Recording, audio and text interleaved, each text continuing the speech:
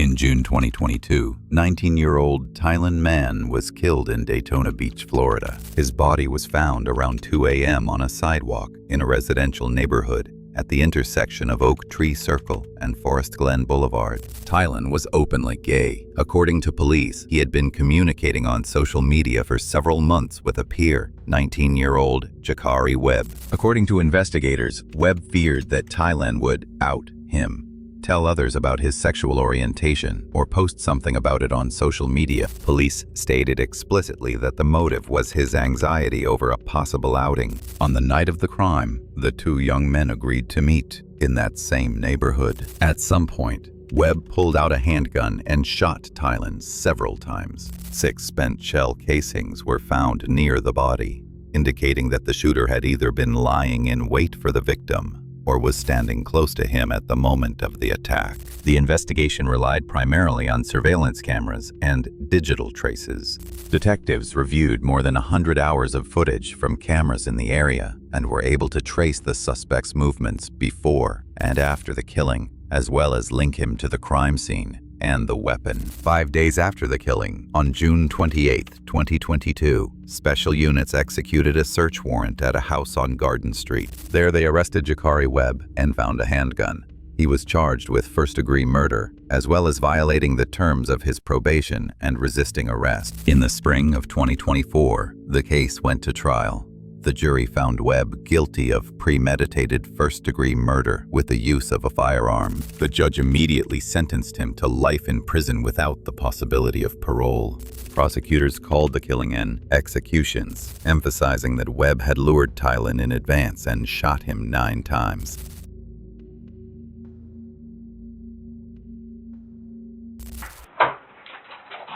What's up, man? How are you? I'm alright. Sorry for the inconvenience, alright? Trying to figure some shit out, you know what I mean? My name's Joey Rosas, alright? I'm a detective with Daytona. I'm gonna give you my card, alright, so you don't forget my name. Alright. I'm in trouble with what I did? No. Oh. That's why we were trying to figure some stuff out. Here's my, just call me Joey, okay? And I know that one of the main things you first was worried about is we learned that you're on probation. Right? I ain't worried about, listen to me, I ain't worried about your probation, okay? I'm not here to VOP you. Alright. At the beginning of the interrogation, the detective starts gently and in a friendly manner. He introduces himself, gives his business card, reassures him about the probation, and says he isn't planning to lock him up for old cases. This is a classic tactic to lower anxiety so the suspect relaxes and thinks the situation is less serious than it actually is. Against this background, it becomes clear what kind of person they are dealing with. During the arrest, Jakari tried to run away and ended up with an additional charge for attempting to flee from the police. This behavior shows that he acts impulsively and only worsens his own situation. At this point, the facts against him have already been gathered, and for the investigators, the main question is no longer who or what happened, but specifically why it was done. You saw the police. What did you think immediately? I was like, what? Because I just seen a big truck come, and then he just had the stick out already. We all was scared. He never been through nothing like that, so, but I just ran because I was like, what? I'm scared. Like, I ain't never been in a situation like that. You don't get in trouble or nothing. And then I'm on probation, I was scared, so I just ran around the house. I just literally walked out of the house, actually. And then that's when they came, and I ran around the house, and it was on the back street, so they said, stop and get on the ground. So I stopped and got on the ground. Dude came and jumped on me, so I was hot by that. Okay, alright. So that's why you ran? Yeah. Okay. I was Alright. just scared. You were just scared? Hell yeah. Okay. Yeah, I have big guns. I ain't never seen that shit like that. I ain't gonna lie. Yeah. What is today? Today's the 28th. Let me ask you a question. Jakari, do you have any nicknames? No, Kari. Kari? Kari, I want to talk to you about last Wednesday night. I want to talk to you about that night, right? Do you remember what you were doing that night? I was with my brother. Who's your I brother? was on guard. I had to stay Oh, with you were with brother. RJ? Yeah. Okay. And I stayed not over there. Okay, on Wednesday night? Yeah. Alright. Did y'all go to the club or anything? Did y'all do anything? Alright. Wednesday was the 22nd. Here, the detective circles back to the moment of the arrest and asks directly what Jakari thought when he saw the police. In response, he justifies his attempt to flee by saying he was scared. He talks about the truck. The officer holding a gun repeats that he had never been in a situation like that and simply panicked. He tries to frame the escape as a fear-driven reaction rather than a deliberate attempt to evade law enforcement. The detective then gently steers the conversation toward the main issue, the time of the murder. He clarifies Jakari's nickname, reinforces rapport, and immediately shifts to the night from Wednesday to Thursday. Jakari presents his first alibi. He claims he was at his brother's place and spent the night there. The detective notes the exact date, the 22nd, and begins laying out a timeline around the day of the killing, so he can later compare these statements with the actual evidence. Okay. My wife won't stop. She won't stop, man. She won't stop. Okay, so you stayed the night over at Garden? Okay, alright. And what did y'all do that night? She played a game, watch TV. Watch TV? Yeah, chilling. Okay. I be playing basketball over there, shit like that. Yeah. We be chilling with our people. That's like my people. That's my people. Yeah, yeah. RJ's mom is super nice. Yeah. You know, That's my people. she's super sweet. What so throughout the night you guys just played basketball? Yeah. And what else did you do? Shit, already. Yeah. Then we stayed up till like late. We stayed till like 1 or 2, and then I went to sleep. Cause I had to work in the morning. I had to get up at 7, and I went to sleep. I went to sleep, and I got up at 7. Okay, so you had to work rooms to go on at 7 a.m.? Yeah. Okay, on Thursday, right? Yeah, that day, yeah. Where do you normally go? Like, where do y'all check in at? Like, do you go to the rooms to go location? Nah, it's the old movie theater. That's where the trailer and the truck be at. So we gotta go out there. And then we go okay. Okay, gotcha. And then we go work. All right, so Wednesday night you're with RJ. You're over at Garden Street where I met you at today, right? And what time did you guys go to bed? Like 1 or 2. Did you go anywhere from there? I went home in the morning and then I went to work. All right. And what time did you get to Garden Street? Shit, I was over there all day. All day? Yeah. Do you know the time frame? Like, was the sun out? Yeah. And then? Yeah, the sun out, and then just like today, I was there all day. All right, so you stayed there all day, and then after that you ended up, Staying right over there. Okay, staying the night. Where do you normally stay at when you're there? In the room. Okay, and in whose room? In the den. Oh, in the den, in the back there? Yeah. Okay, all right. Do you remember what you ate that day? Wednesday night for dinner? I probably eat. I don't eat like that. I ain't gonna lie to you. No? I don't be eating like that. You and RJ didn't grab anything? All right. Who else was at the house? Grandma. That was really it. Oh yeah, everybody that stayed, I'm tripping. Everybody that stayed in there, grandma was there. Okay. All right. And so you stayed there the whole day? You didn't go anywhere? Y'all just kind of played games and stuff like that? Yeah, y'all be chilling. All right. Can't do too much. Staying out the way. Okay. All right. When you're there, since you don't have a license, how do you travel around? Walk. You walk I everywhere? ride the bike, yeah. Whose bike do you ride? Shell ride. Shell bike. That's a friend in the family. Who? Shell. Her name's Shell. Okay. I ride her bike. What bike? What does that bike look like? It's a beach cruiser. It's like gray with black handlebars. Okay. Anything? Does it have anything else cool to it? Where's that bike located at? It's in the Jeep. Is that on Garden? Yeah. At the house? Yeah. Okay. Does it have? I saw a few bikes out there. Right. I don't know. Yeah. Is it the one with the basket? It has a thing on the back. It has a basket in the front. You don't remember? Just a beach cruiser. Yeah. The dark colored beach cruiser. Yeah, the gray one. The gray one. Yeah. All right. When's the last time you used that beach cruiser? Today. Where'd you go to? To the store. Which Down store? the street, the red one. Down the street. What? The corner store down the street. The red one. Yeah, the red store. Where's that at? It's down the street from Gar. Right by the car wash. Oh, okay, gotcha. Here, the suspect begins building a full-fledged alibi for the investigators. He describes an ideal, at-home scene. An evening at a friend's place on Garden Street.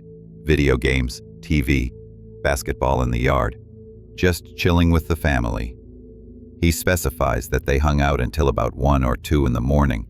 Then he went to sleep because he had to get up early for work, delivering furniture. According to him, only the friend and the grandmother were in the house. He barely remembers dinner, and he supposedly didn't leave the house at all that night. Meanwhile, the detective carefully nails this story down to specifics.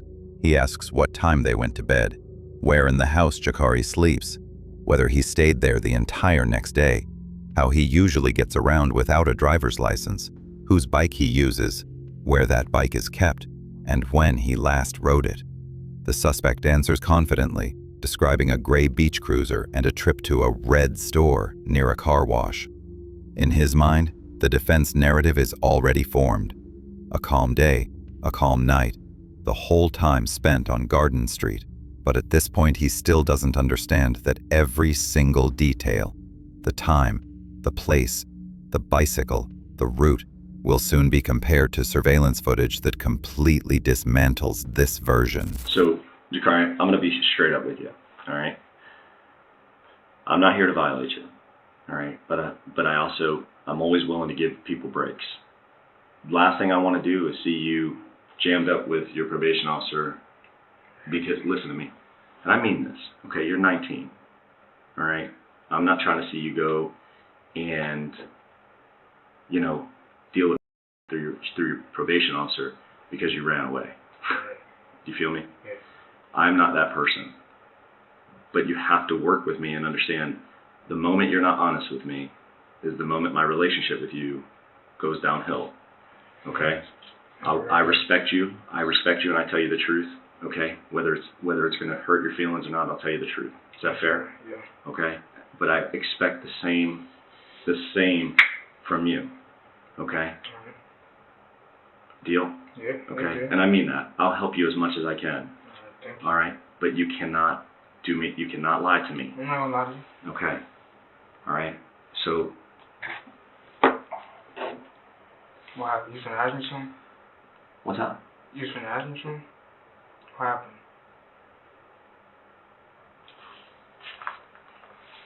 I hope I got work, man. Well, I know you're a good kid. Okay. I know this, okay? But there's been a string of car breaks and burglaries and everything else, and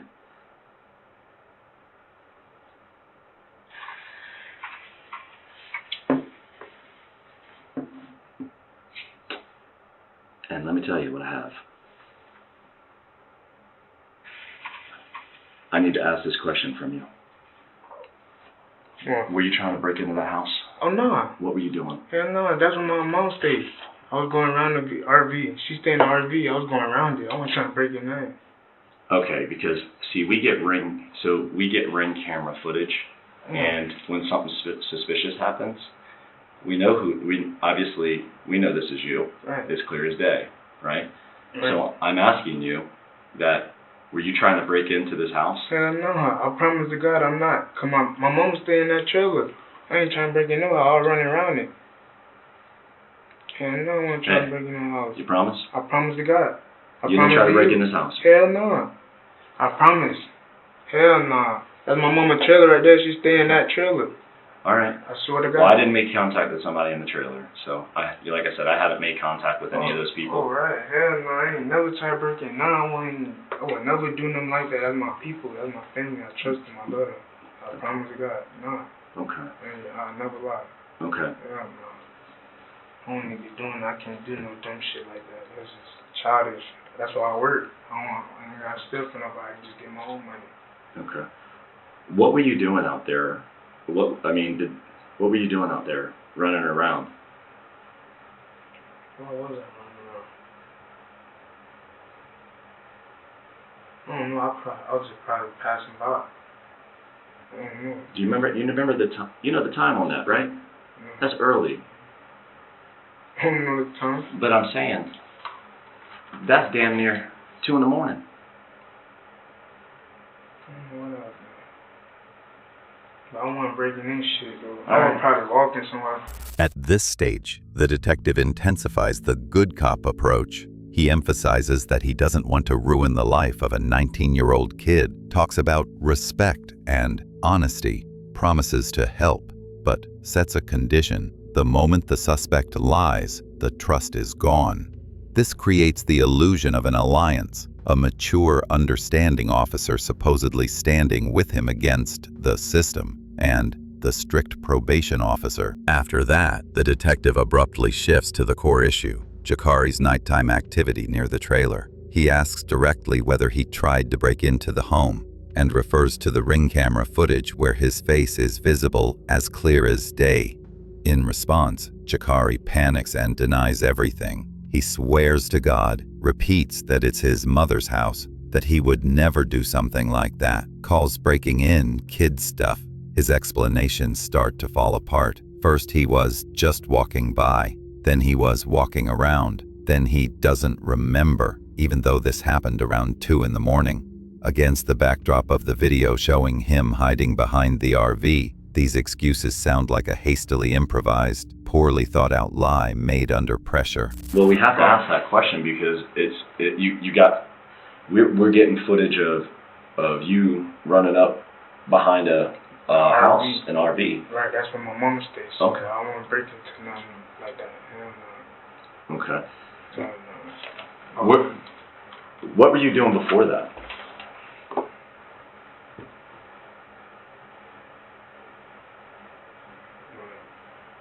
We were playing basketball. That's all we were doing. We were playing basketball.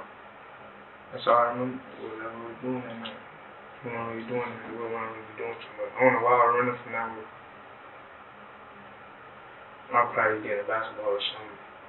I know I wasn't breaking nobody's house, though. I know I wasn't doing that. I promise you. I ain't gonna be breaking into people's house.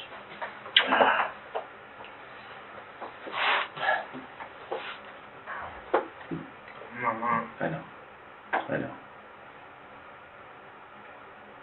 I have kids your age. I have 5 kids.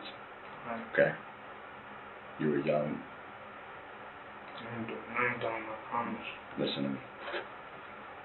You have your whole life ahead of you. Do you understand that? Yeah. Sometimes we make mistakes. Sometimes we do things that we regret. Okay? Sometimes that happens. Because we're human. You're young. We make mistakes. You feel me? Jakari, what were you doing before that? What did you do before? I wasn't doing nothing. I told you we was chilling. I didn't do nothing. Where at? On Garden. That's all in the same area. That's right by Garden. That is? Yes.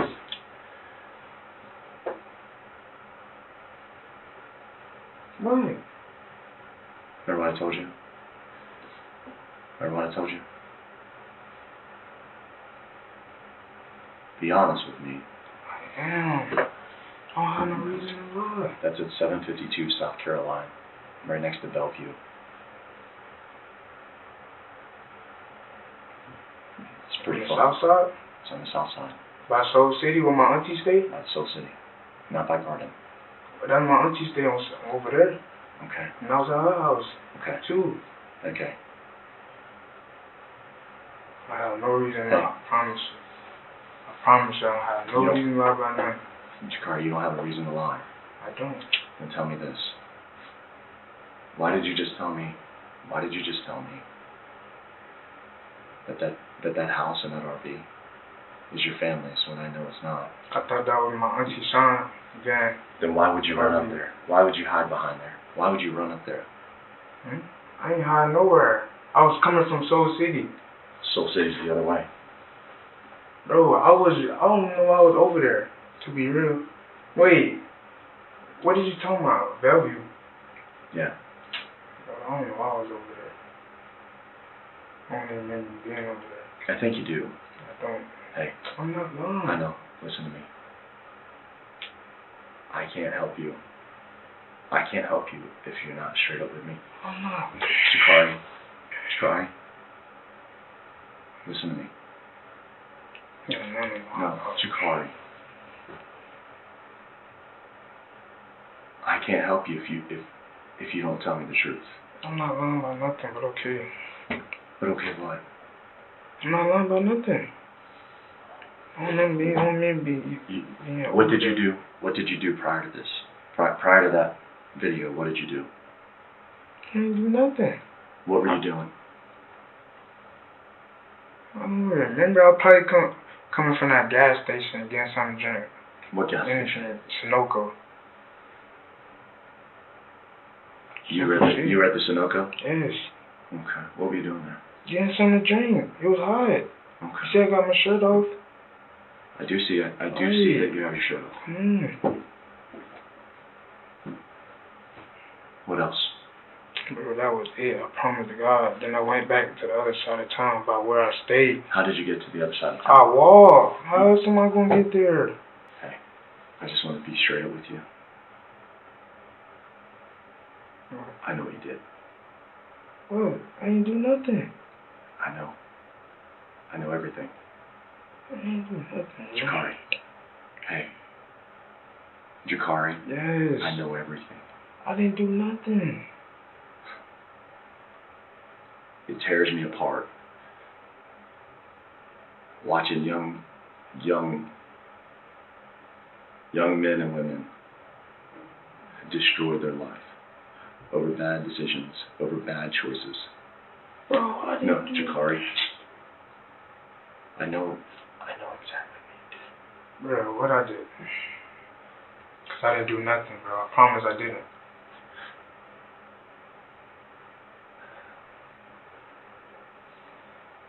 Bro, I'm really here for no reason, bro. Jakari. You're talking to me like a man. I told you I didn't do nothing, bro. What did you do before this? Before that video, what did you do? Where were you running from? Bro, I was at the store. I saw where you were running from. I didn't do Jakari. nothing, bro. Jakari. I didn't do nothing. I'm telling you straight up, bro. How you don't believe me, man? Jakari, how did you get over there? Walk. From where? Bro, from the south side. I was in Soul City. Bro, Jakari. You sit here and just believe me. That's crazy, bro. Hey. You think we're just joking, bro? Hey. Jakari. Because I know. I didn't do nothing, bro. I ain't talking about, I know it all. Here, the detective shifts from the good cop approach to pressure through facts. He again reminds Jakari about honesty and his future, steering him toward a confession, and at that moment begins dismantling the alibi. He says outright that the video shows Jakari running up to the house and hiding behind the RV. Jakari drowns in excuses. First it's his mom's house, then his aunt's, then he was just passing by, then he doesn't remember why he was there. And suddenly, he brings up a gas station and the heat. The detective catches him in lies. He points out that the house and the trailer don't belong to his family, and shows how the story keeps changing.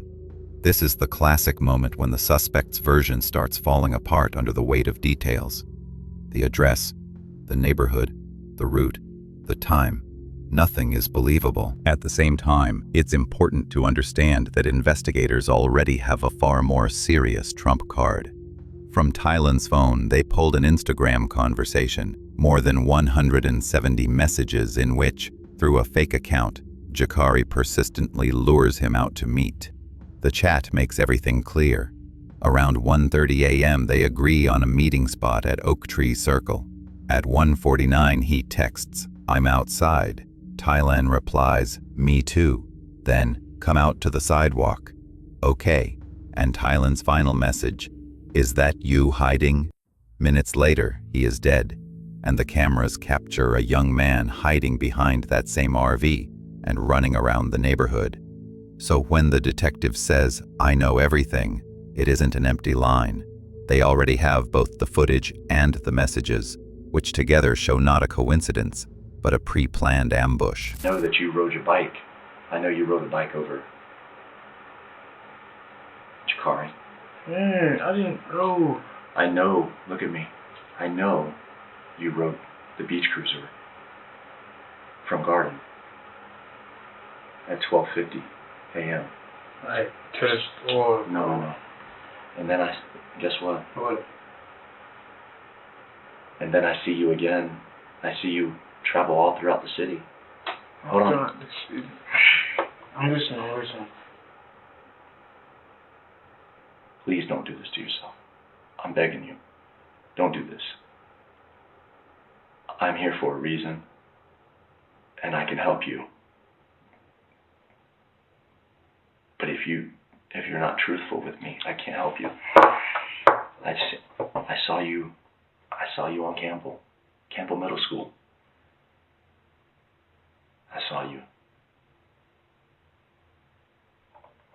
I saw you at Forest Glen. I saw it all. Forest Glen? Yep. I don't know what that did. I don't know what you're talking about. You don't? Riding a bike through there. Hey. That's nothing. Hey.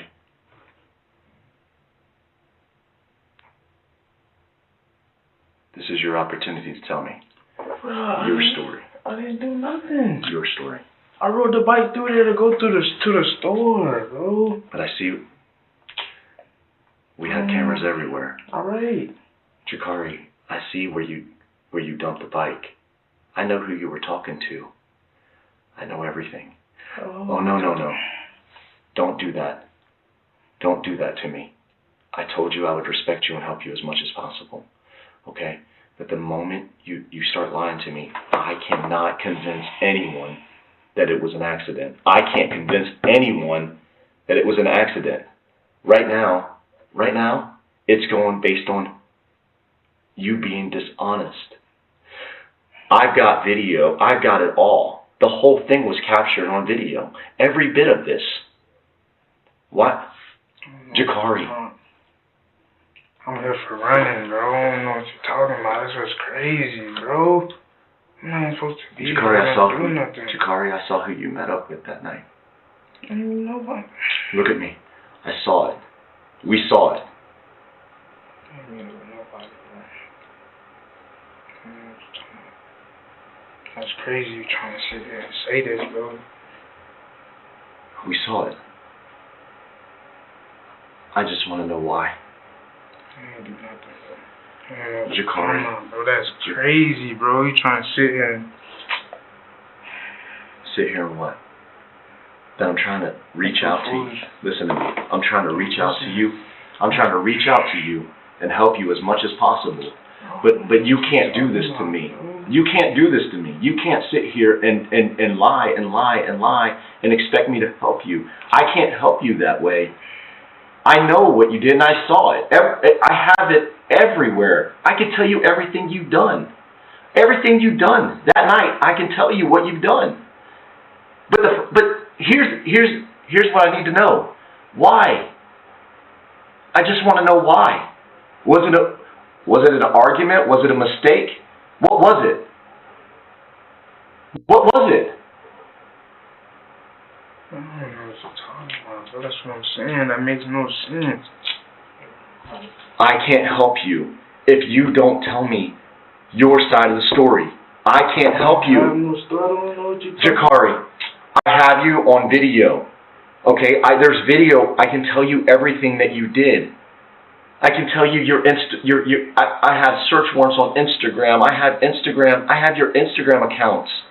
Oh, I know. Listen, the ones that you delete, I have it all. That tells me everything, who you are. How do you think we are here? Why are we here? Because, Jakari, look at me. Respect me enough to look at me like I do you. Please. Hey. Just tell me why. Why? Why? Why? Did he attack you? Did he attack you? What is your story? I know it's scary right now, but don't be scared. I'm here with you. I need to know your side. I'm here to help you. I need to know your side. Did he attack you? He's a violent person. Did he attack you? Stop. I know you're scared, but don't be.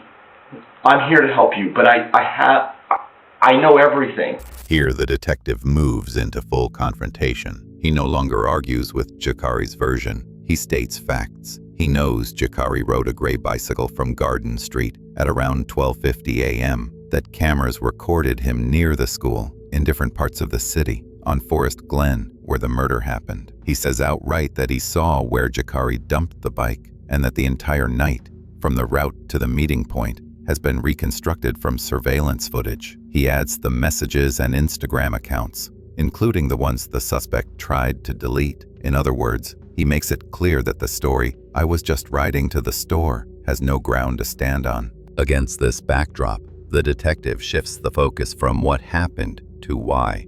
He applies emotional pressure. He says he knows every step Jakari took, that he can recount the entire night moment by moment, and that the only missing piece is Jakari's explanation. He offers an out in the form of mitigating scenarios. Maybe it was an accident, a mistake, an argument. Maybe Thailand attacked first, was aggressive, or coming at him. In doing so, the detective is essentially guiding him toward a confession and toward a self-defense narrative. At this point, it's clear the evidence has boxed the suspect in completely. And for investigators, the real remaining question isn't whether he did it, but why he did it. Just want to know why. What happened? We're past that. We're past that. Jakari? Jakari. We're past that. He attacked me. What happened? He attacked me, bro. They tapped you? He attacked me, like you said. He attacked you? It was an accident. Okay. It was an accident. Yes, sir. Okay. Okay, hey. That's okay. Hey. That's okay. It's okay. It's okay. It's okay. Hey, I promise you. It's okay. Tell me your story. I know he's violent. I'm aware of this. I just don't know why. What the? He tried to kill me first. How? With a knife. He had a knife? So you're protecting yourself? Yes. Okay. Why did y'all meet up? Because he wanted to see me. He wanted to see you? Okay. Alright. Did you have a relationship with him? No, not like that. What type of relationship was it? No, he was like a friend. Like a friend? Was he trying to get too close to you or something? Yeah, and I ain't with that. And then, what was the conversation when you met him, when you saw him that night? See, I was like, what up and shit like that, and then He said what? I can't hear you. I was like, what up, and then he was like, what up and shit like that, and then he tried to stab me. And then he tried to stab you. And then what did you do then? You shot him? Okay. Do you know how many times? You know? Huh? Like twice. Like twice. Hey, we're gonna work through this, okay? Alright? I just need to get your story. Okay? Alright, Bubba. Here, Jakari finally breaks and changes tactics. Under the pressure of questioning, he admits for the first time that a confrontation did occur. He says that he was attacked, that Thailand allegedly came at him with a knife, and that he only fired by accident, defending himself. At the same time, he tries to distance himself as much as possible from any personal closeness. He calls Thailand just a friend, hints that Thailand was getting too close, and thus tries to reframe the situation as an intrusive, aggressive guy and forced self-defense. But this version does not align at all with what investigators have.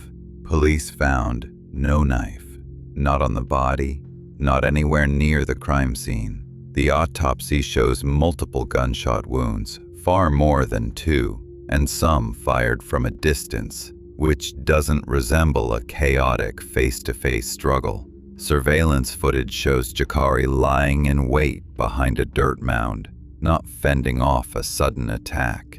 So his story of an accident and self-defense collapses immediately when compared with the facts. However, even this partial slip gives detectives an important new tool.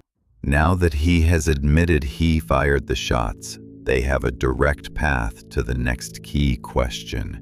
Where is the weapon? I told you I'm not going to violate you, all right? And I'm going to document the fact that he attacked you, okay?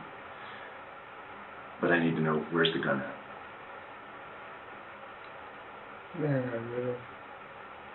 Hey, I need to know so at least we have that. So it shows that you're being 100% honest with me. Yeah, I gotta go find it. Where'd you throw it? I know you went up the trail, went up the path to Shady.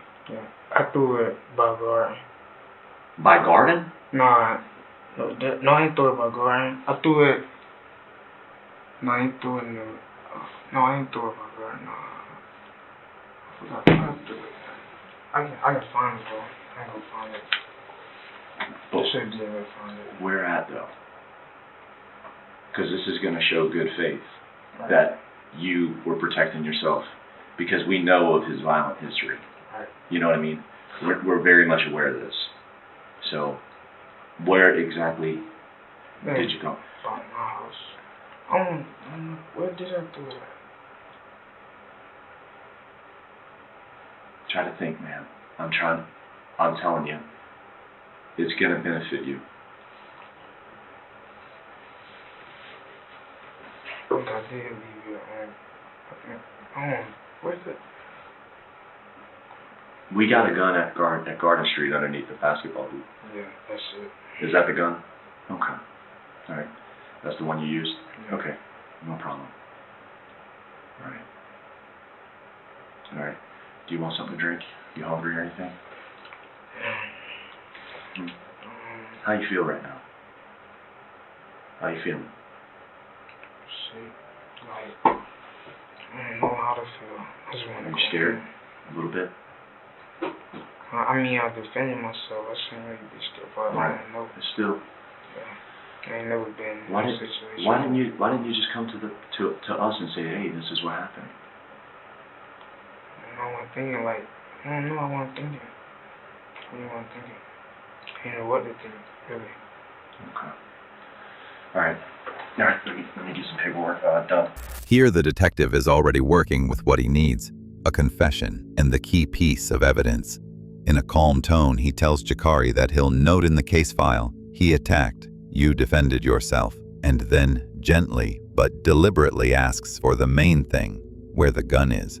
Under the guise of proving self-defense, he nudges Jakari toward another crucial admission.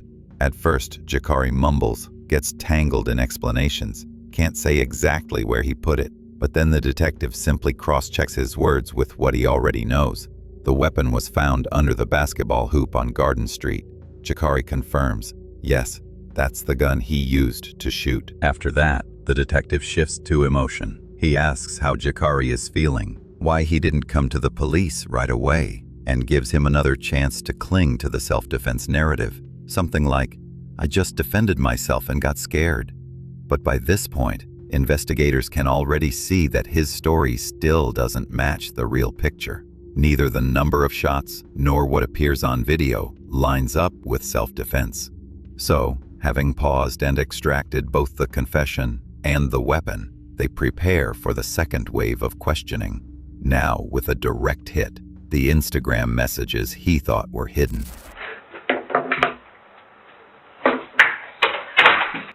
All right.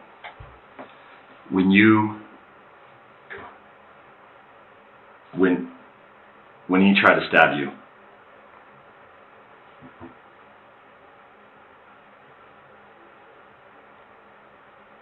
what happened to the knife? Did you take it? Yeah. You took the knife? Yeah. Okay. All right. So, let me tell you what I learned. Alright, so Why did you create an Instagram account 2X? It's just an account that I had on the side. Okay. So I have all your messages between you two.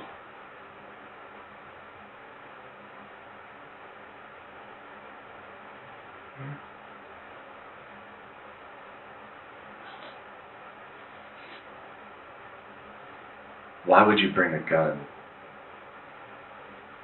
to meet him? So I knew he was crazy. I knew his past. I knew he was gonna try something crazy again. But this is someone you've never met. He didn't meet me before.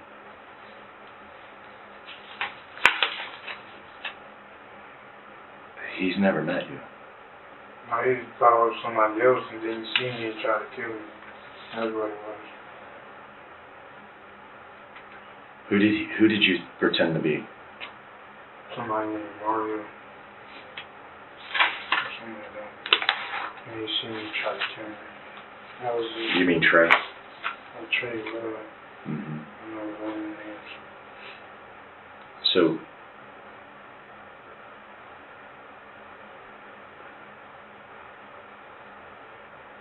you're on felony probation, and you're carrying a gun to meet another person. So I was scared for my life. But that's the only time though. I don't always do But why did you always want to come hang out with him? You were talking to him in a very, and by the way, I'm not judging you by any means. This is preference. But did you like him? And that's okay. No, I didn't. That's okay. Mm-hmm. Hey, we're out here now. We're out here. No. Mm-hmm. Just so you know,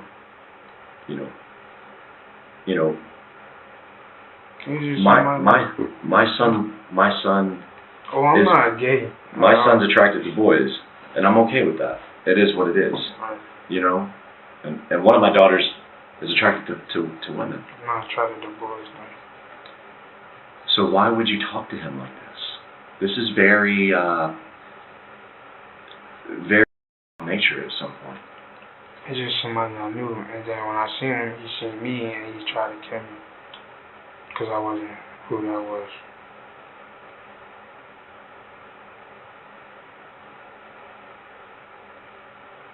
He tried to kill me, and then I retaliated.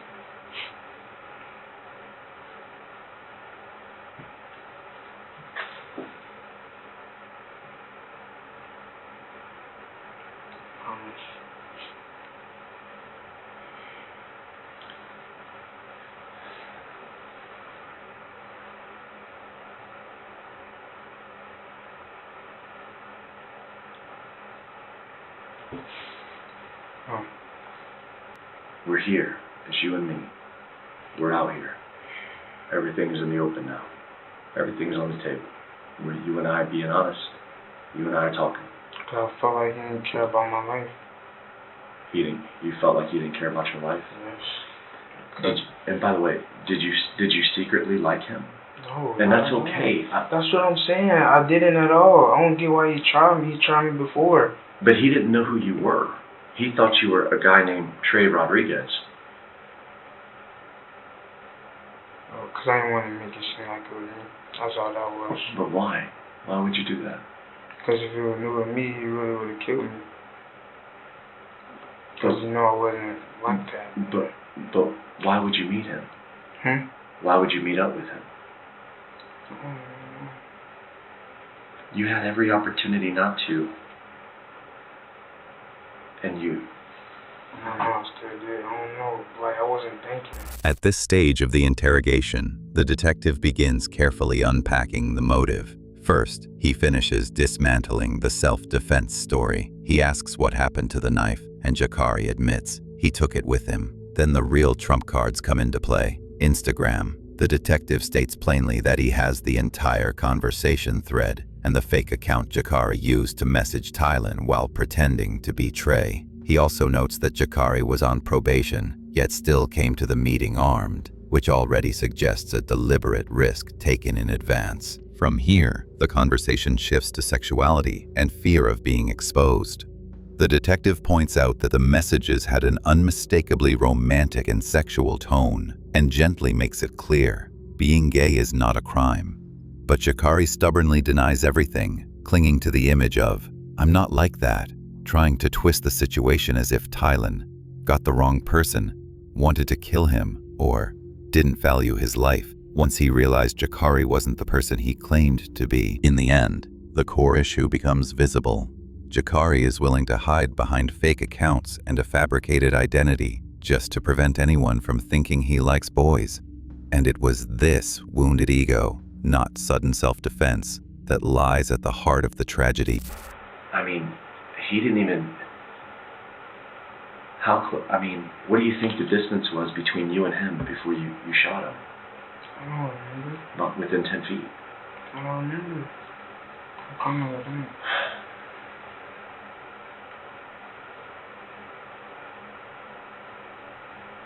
Promise I don't remember. That's crazy.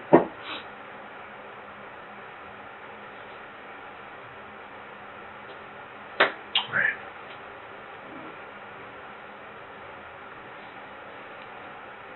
Try to hurt me before though. He what? Try to hurt me before. But he's never met you. He has met me. How? He knew me from Instagram. He been met me like 2 years ago. Okay. Did you guys have a friendship then? Oh yeah, I knew friendship. He thought I would own that and I wasn't. He didn't try to understand that. From 2 years ago? To now. So why would you do what you did to him No, it was 2 years later? It was from 2 years ago to now. Right. Because you created this account in February. Yeah. I don't remember creating that account. But you talked to him as another person since February for the past 5 months. I didn't know that. I didn't even know that. That's true. I didn't know that I had that account for that long. But you were talking to him. Yeah, I mean, I guess what I'm asking, man. I guess what I'm asking is, what were you trying to get out of it? Like, what you created an account that you reached out to him first, and we see the conversations and we see everything. Why would you do that? Because I'm not on that. Like, I don't want nobody to think I'm on that. Nobody's gonna think anything. This is just you and me talking at this point. Mm-hmm. Hey, and if you're curious, it's okay. We're all human. Good action. Right. Hey, it's okay. I mean that. My son loves who he loves, and my daughter loves who she loves. By the way, sometimes we have things that goes on in ourselves that we want to experiment. We want to experience. I'm okay with that. I can tell you this. From my experience with my own kids and my own experience with this, with this job, I can tell you that I think you did want more than a relationship with him. I think you did. And I think that you weren't too sure because you weren't too sure because of your friends and other people you hang out with would not approve of this. That's what I think. And I think that your emotions got to you that morning of, and you didn't know how to react. He just tried me on Instagram. Like I like boys and I don't at all. That's really why it happened like that. He did that on your real Instagram account? And people was believing in this shit. He was what? People was believing it, like I was gay or something. I didn't even roll like that. Okay. And it just had me mad and would eat me up and stuff. And was that on your real personal account? You gotta delete it though. Okay. And then you felt like this is like to get him back? To start this account? Yeah. But I know I'm not. It was an accident. It was an accident? Okay. You didn't mean to do it. That's okay. That's all right.